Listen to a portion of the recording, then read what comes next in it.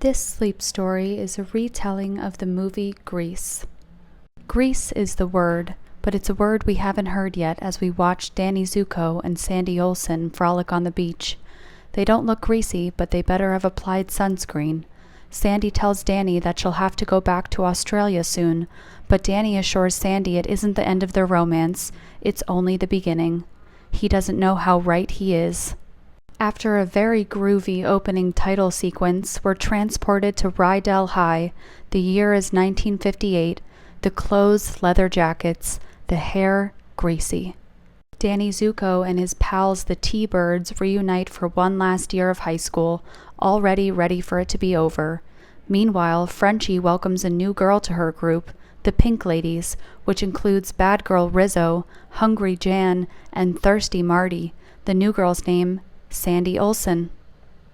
Not knowing that the other one is at the very same school, Sandy and Danny tell their friends about their wonderful summer romance.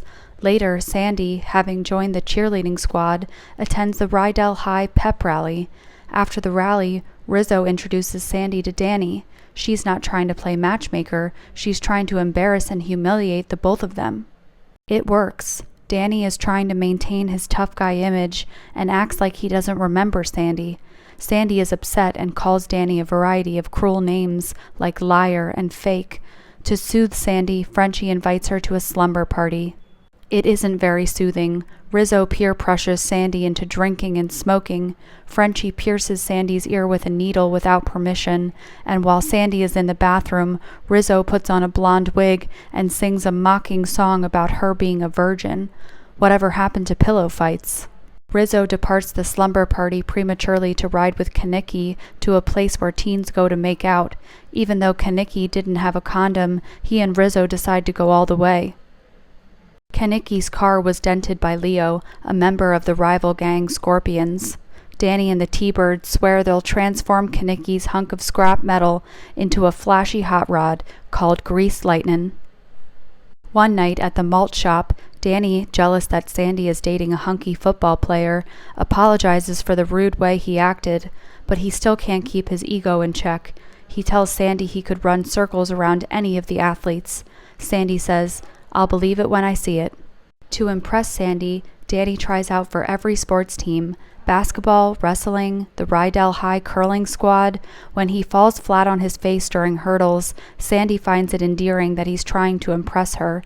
She agrees to go out with him again. They go to the malt shop, which seems to be the only place in town, because everyone is there again. No one stays long except for Frenchie, who's sad because she's failing beauty school and dyed her own hair hot pink. She has a vision where Frankie Avalon tells her to drop out of beauty school and return to high school. At school, the crew for the TV show National Bandstand is setting up. All of the T-Birds and Pink Ladies are there, except Rizzo has shown up with Leo of the Scorpions to make Kaneki jealous. The two testosterone-fueled boys get into a fist fight and leave the dance floor. The show is a competition. Danny and Sandy are poised to win until Sandy gets jealous of another girl named Cha-Cha, and not just because Cha-Cha is better at the Cha-Cha. Sandy storms out when Danny won't admit that he was in a prior relationship with Cha-Cha. Danny and Cha-Cha go on to perform the final dance and win a slick little trophy. At the drive-in, Danny attempts to legitimize his relationship with Sandy by giving her his class ring to wear. She's thrilled. First a class ring, then an engagement ring. But when Danny attempts to grope Sandy, that goes against her morals, and she throws the ring back at him. Meanwhile, everyone finds out that Rizzo is pregnant. Kaneki, thinking it's his, steps up to the plate, but Rizzo tells him the baby isn't his. To get his mind off of this strikeout, Kaneki races Leo on Thunder Road. Winner gets the other one's car. Unfortunately for Kaneki, he hits his head on the car door and sits out of the big race.